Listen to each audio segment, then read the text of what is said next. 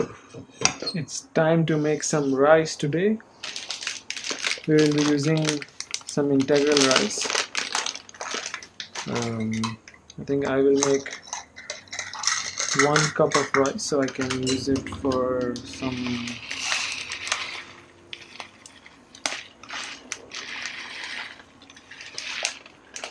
this most of the times you have to wash rice, but this rice we don't really have to wash it because it's already quite well processed. And now we add water. The thumb rule is that the water should be 1 knuckle above the surface of the rice. This is integral rice and it usually takes quite a lot of hot water, so I use 1.5 to 2 sometimes.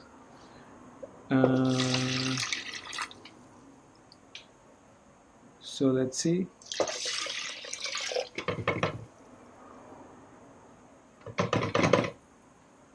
This is less than 1.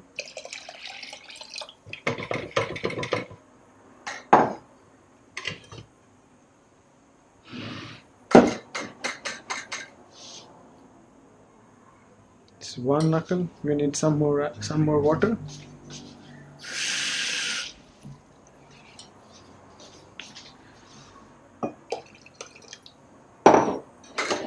And that should be it.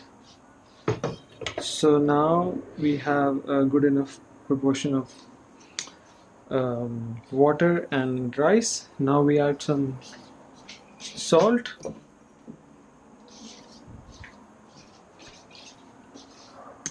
and I also add some coconut oil in it.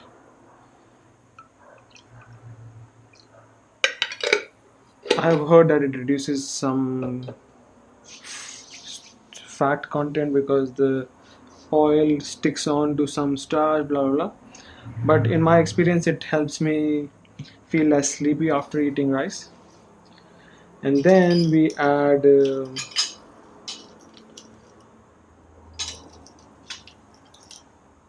2 cloves and 1 bay leaf,